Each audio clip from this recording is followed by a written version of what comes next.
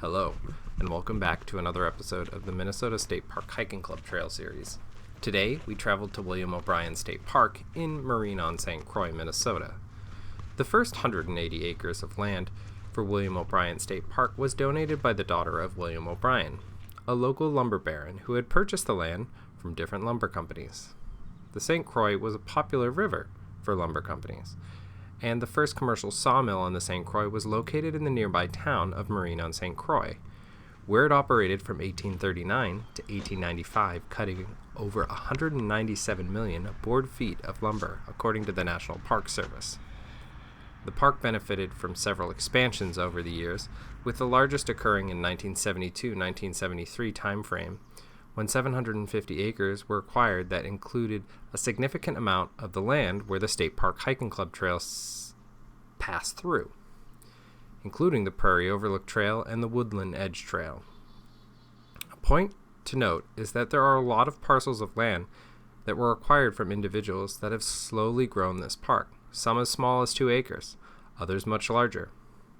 One particular piece acquired in 2010 included a stream that has a natural spawning area for native brook trout. This is a popular state park due to its proximity to the Twin Cities.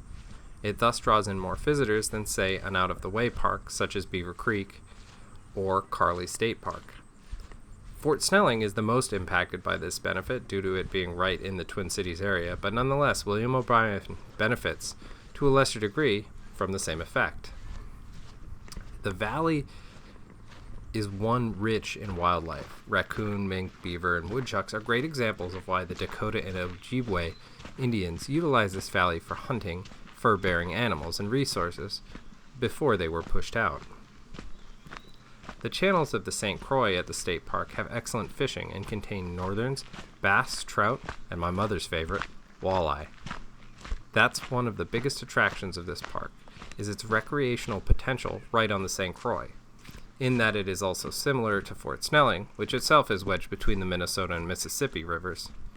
Those items are mostly focused on the day use area of the park, which includes the river campground, boat launch, picnic, and swimming areas. The hiking club trail starts from the Visitors Center on the west side of 95. There is an interesting exhibit and some bathrooms there that can be a good place for you to get ready for the hike.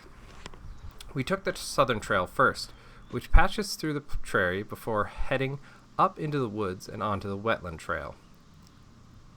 From there, you follow it until it crosses the train tracks. At this point, I always like to take a look down both ways of the train tracks to check that no train is coming, of course. But also, they provide an unobstructed view in either direction, and you never know what you might spot.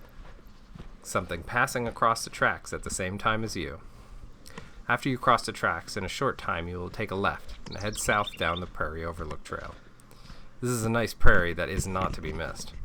While we were hiking it, we got to see many songbirds dancing amongst the grass, and this bird here is sitting atop its nest. This trail will definitely call for sunscreen and bug spray. There are significant open prairie sections, as well as long stretches, where you are hiking along and through wetland areas. The section after the Prairie Overlook Trail brings you into the woods, and then some rolling hills before it turns into a nice overlook with a picnic bench that is just about halfway through the hike and provides a nice opportunity to rest. The remainder of the trail heads back into the woods before circling around the campground and near the wetlands, and bringing you right back to the visitor center that you started from. My favorite part of the trail is the second time you pass the train tracks, this time underneath. I always enjoy these small tunnels. It's nice to see the other side, of course. You'd hate to have a Moria situation on your hands. But also because in different places they have different architecture. It may look rather plain at first glance, but take note of it the next time you walk through a small tunnel under a bridge. Like the tunnel featured in our video for Lake Grace, which is a series of concrete tubes that in the winter some water has forced the connections apart and filled with icicles, further separating you. Not a great structural feature, but fascinating to see it in process. Thank you for watching, and if you like this addition to the series, like and subscribe. Also, let us know which state park you'd like to see next.